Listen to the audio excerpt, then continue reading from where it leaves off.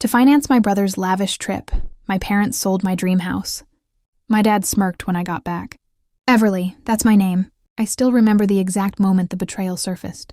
My suitcase was still unopened, the dust from the airport still clinging to my shoes. My father was leaning against the kitchen counter, his arms folded like a man who had won something. His smirk was carved deeper than any knife. "Your house," he said casually, like it was a piece of furniture they had paid for as a joke. I didn't answer right away. My mother avoided my eyes. My brother Rory's grin had the arrogance of someone who thought the world was tilted in his favor. My father wanted a reaction, a crack. Instead, I smiled. He didn't like that. His smirk faltered, and irritation flickered across his face. "What's so funny?" he snapped. I leaned forward, slow and deliberate. "That house," I paused, watching his eyes tighten, "was never yours to sell. That house wasn't just walls and a roof. It was the only thing I had built for myself. Years of overtime, quiet sacrifices, and skipped vacations. It was the one symbol that I wasn't just their child. I was my own person. Growing up, my brother Rory was the golden boy. He broke things. They laughed. He failed. They rescued. As for me, I was invisible unless they needed something. I learned early on that silence was safer than asking for fairness. When I bought that house, my father called it a waste of money. My mother said, "Why not wait until your brother Rory settles down? He'll need something too." They didn't see it as mine. They saw it as available. Still, I loved them. I excused them. I thought time would soften their favoritism. But favoritism ages like poison. It only gets stronger. I was in New York on a deal that had taken months to negotiate. My phone buzzed at midnight. An automated bank notification. A large transfer. Not mine. My chest tightened. I called the house. No answer. I checked again. My property had been listed, sold, and cleared. My parents had power of attorney over family assets. But my house was purchased solely under my name. Or so I believed. Then I recalled that years ago, when the mortgage was approved, my father had insisted on handling the paperwork.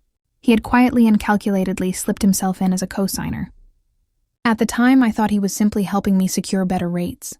In reality, he had constructed the very door he needed to walk through my life whenever he wished. I didn't scream. I didn't rage. That's not my style. Rage makes you sloppy.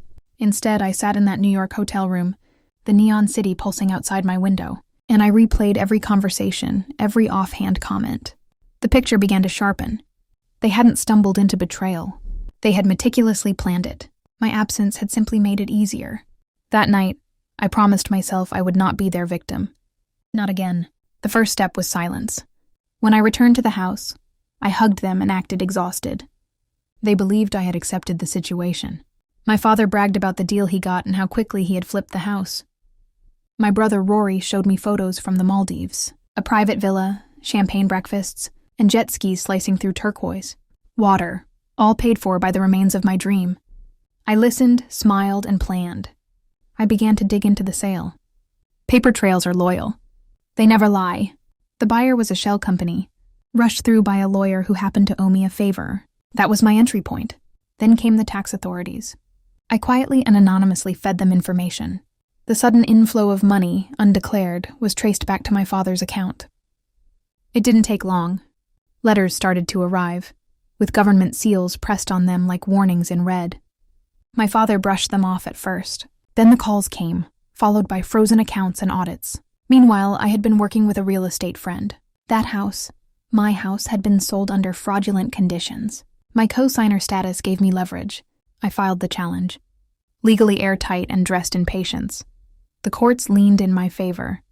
The sale was reversed, and the property was returned. By the time my father realized what was happening, it was too late. He had spent money he didn't have and owed debts he couldn't cover. My brother, Rory's vacation glow dimmed when creditors started circling. Which brings me back to the kitchen. My father's smirk was gone, replaced by confusion. My mother finally looked at me, her eyes wide with a mix of shame and fear. My brother Rory just laughed, thinking it was just another fight that would pass. He didn't yet understand the gravity of what I had done. "The house you sold," I said, my voice calm, "was already back in my name. The court ruled it was fraud. Your accounts are frozen. The money is gone." Silence, heavy and crushing, filled the room. My father's face drained of color. My brother Rory sputtered, demanding to know how I could do this to my family. Family, I said softly.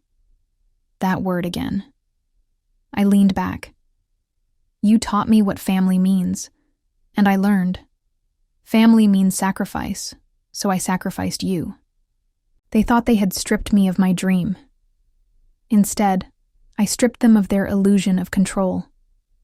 My house stands taller now, not because of its walls, but because of the fire it survived. I don't regret it. Betrayal demands an answer,